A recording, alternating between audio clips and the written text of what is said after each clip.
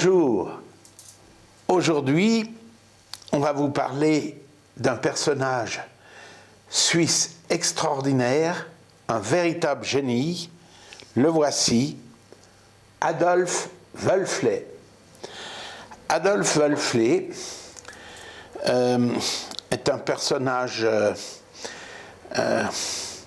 issu de la schizophrénie. Il n'empêche que ça n'enlève rien à son génie. Il a eu des problèmes, il s'est retrouvé à l'asile psychiatrique de Waldau à Berne, et là, le docteur Morgenthaler, qui était très malin, qui ne cherchait pas franchement, avant de trouver le soin, il cherchait surtout à comprendre le malade. Et au lieu de lui faire des soins terribles comme les électrochocs, il a donné à Wölfle un carnet et un crayon. Ce qu'il faut dire, c'est que Wölfle a écrit, durant sa période d'internement, 25 000 pages, ce qui représente quand même pas mal de cahiers. Mais en plus de ça, il a peint, et en plus de ça, il a composé de la musique, si bien que, encore aujourd'hui, il est très intéressant pour les musées, puisqu'on peut exposer ses œuvres, ou bien, dans ce qu'il a écrit, il y avait même des pièces de théâtre. Certains petits théâtres indépendants, notamment celui de Bourg-en-Bresse, ont créé des œuvres de Wölfle avec la musique, et ça c'est quelque chose que vous verrez à la fin de la vidéo. Ça vaut vraiment quand même la peine de penser qu'il y avait beaucoup d'intention de la part de cet homme. Alors le voilà. Ce qu'il faut dire, c'est que Wölfle, quand il a été arrêté par la police et qu'il a été interné, il était un valet de ferme, ce qui fait qu'il a une certaine musculature, il a un port assez altier et franc, et il est vraiment un personnage qui a dû, par rapport à ceux qui l'ont rencontré, comme par exemple Sandrard, ça a été un personnage, pour ceux qui le rencontraient, un personnage marquant. Voilà. Puisque finalement ce qui a provoqué son problème, c'est qu'il avait un peu un problème avec la femme et le sexe et tout ça. Et ici, on vous a mis une représentation assez extraordinaire de comment, dans sa vision schizophrénique, comment ce qu'il voyait la femme. Et c'est assez recherché, et il y a tout plein de détails, ce qui, pour les thérapeutes, était quand même un travail intéressant. Ici, vous avez Adolf avec l'ensemble de ses œuvres écrites. Il vous montre aussi ici certains de ses œuvres peintes, ou ce qu'il faisait beaucoup aussi, c'était des collages. Voilà, ici, le Adolf avec son instrument, qui est une espèce de flûte qu'il a mise au point tout lui-même. Il faut aussi dire qu'il a tout fait lui-même, à part le papier pour écrire ou dessiner. Les instruments ont été créés par lui, et il aimait faire ces constructions. C'était quand même quelque chose d'important. Voilà une œuvre dans laquelle on peut voir que sa musique est inscrite dans l'œuvre. Et certaines personnes, comme vous le verrez à la fin de cette petite vidéo, certaines personnes ont essayé de déchiffrer toute cette musique et l'ont interprétée. Bon, ça donne quelque chose d'extrêmement moderne, mais ce n'est pas à négliger. Mais voyez aussi la structure et la composition de ce dessin, c'est quelque chose d'assez étrange que vous prendrez plaisir à contempler. Ici, on a l'autre aspect de de ses œuvres, où en fait, il y a les trois arts. D'une part, c'est des collages, et d'autre part, on peut voir que dans celui-ci, il y a de l'écriture, il y a du dessin, et il y a de la musique à différents endroits. Alors, voilà une œuvre où, en fait, il montre qu'il est un artiste complet.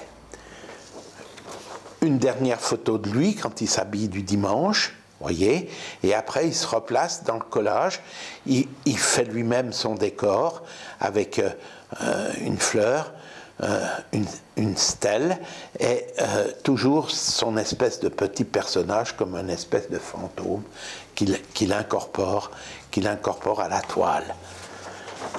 On a voulu vous montrer aussi qu'il était capable de signer ces choses, et on peut voir quand il signe qu'en somme, il n'est pas dénué d'intelligence. Une personne qui pourrait lire l'écriture et qui comprendrait l'écriture vous le dirait. Voilà Blaise Cendrars, celui qui a écrit Moravagine. Moravagine, eh bien, c'est l'histoire de Wölfli et de Cendrars. Parce que Cendrars, quand il a fait ses études de médecine, il s'est rendu à Waldau où il a fait une période de stage. Et il a connu Wölfli. Ça l'a complètement ébranlé, ça l'a complètement transformé. Lui-même, il a écrit ce magnifique roman qui s'appelle Moravagine. Ce Moravagine qui est en fait une œuvre qui essaye d'aller à l'intérieur de ce que Wölfli pouvait penser et d'essayer de montrer qu'il y avait à l'intérieur de sa pensée, il y avait en quelque sorte deux hommes. Il y a le Wölfli qui, dans ses écrits, écrit sa réalité, écrit ce qui s'est passé quand il a eu des problèmes, qui décrit ses problèmes, et puis il y a le Wölfli romanesque qui décrit sa situation, mais d'une manière romancée totalement. Alors, c'est cette capacité de pouvoir aller d'une part à l'intérieur de lui et au-delà de lui-même que nous avons pris cette représentation de Moravagine, où on voit comme un gros œil qui cherche quelque chose, qui fait.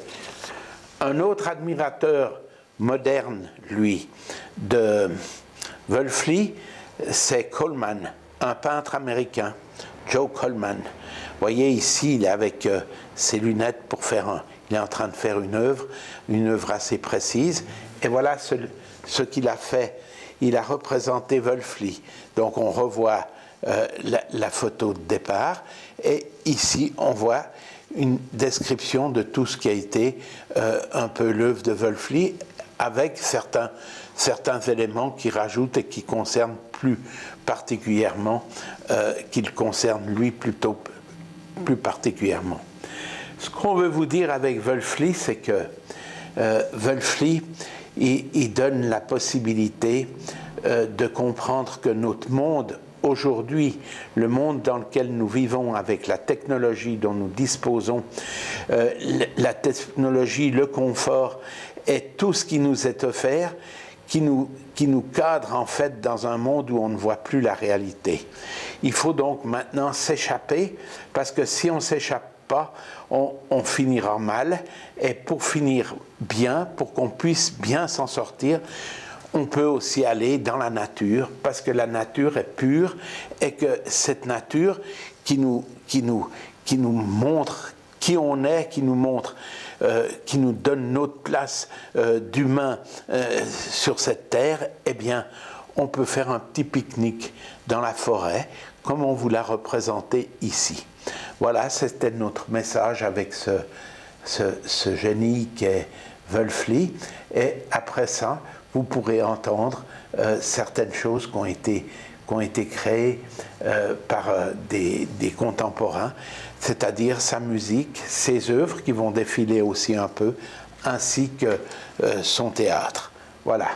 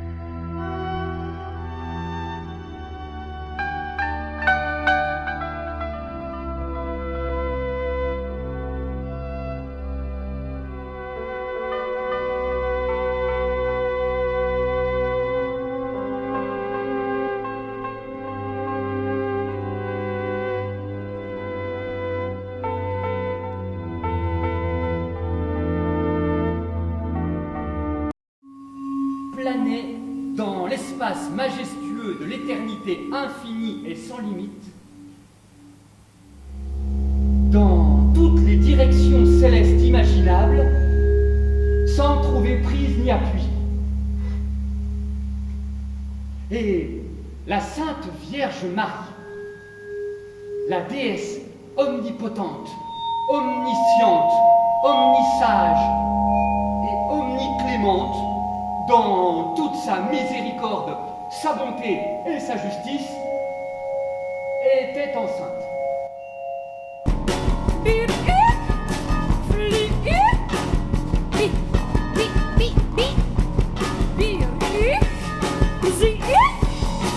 Nog niet meer gezien?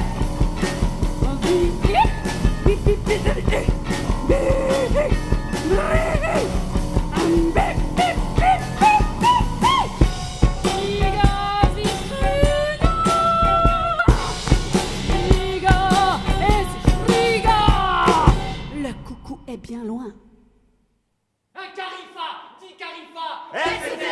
Un légion dit légion, etc. Un mécrier dit mécrier, etc. Une myriade dit myriade, etc. Un numéro qu'il ne faut pas dépasser parce que c'est un malheureux accident.